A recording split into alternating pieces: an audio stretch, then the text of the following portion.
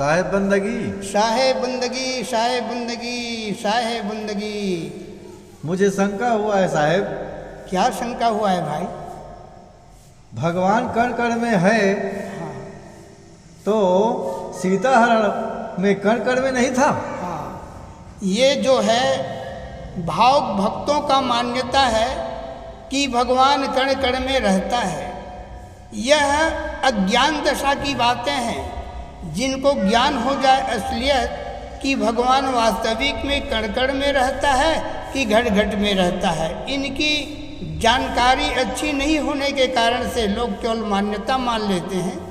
भगवान कण कण में नहीं रहता, घट घट में रहता है। घट की बात तभी वह जानता है, और वह एक देशी है जिसके अंदर में है वह राम।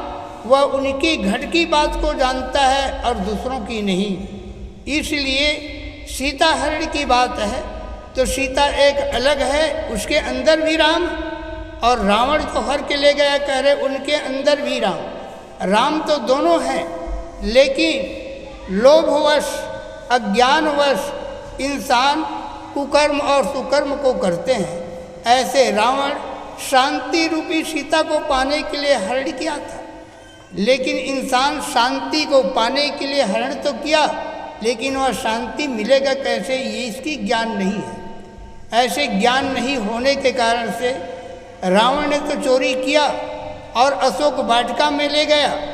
अशोक वाटिका में जहाँ किसी प्रकार का अशोक नहीं, वहाँ ले गए और ले करके रखे थे, लेकिन रावण को वो सीता का वास्तविक सुख नहीं मिल पाया, क्योंकि सीता शांति का स्वरूप है।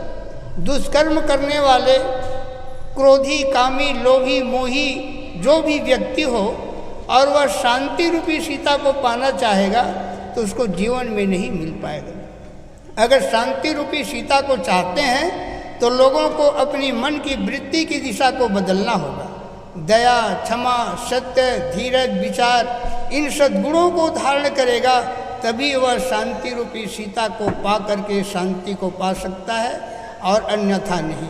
ये भावुक भक्तों का काम है। यह व्यर्थ की बातें हैं, यह असली नहीं है जिनकी गाथा गा करके लोग भटक रहे हैं। यह बुद्धू लोग जिनको विवेक नहीं होने के कारण से ऐसा मान्यता मान रहे हैं कि भगवान कण कण में है। कण कण में अगर है तो वह क्रियाकलाप कहाँ करता है? मैं पूछूं उनसे कि कण से खाली कहीं जगह है? विचार करके देखिए, सर्वस्त्र कण बैठा हुआ है, जिसको हम अवकाश कहते हैं, पोला कहते हैं, इसमें भी कण है। जो कण दिखाई नहीं देता, हमें दूरबीन से दिखाई दिए, जैसे एक छप्पर के अंदर पोला रहता है, सूर्य उदय होता है तो सूर्य के किरण से जो परमाणु का आना जाना ऐसे दिखाई देता है, वह एक परमाणु है। वैसे सर्वस्त्र परमाणु है, उसमें ईश्वर का वास नहीं होता। ये जड़ है, प्रकृति के है, प्रकृति के कण है, इसमें चेतना शक्ति नहीं है। इनकी ज्ञान नहीं होने के कारण से लोग ऐसे मान लेते हैं कि भगवान कण कण में है।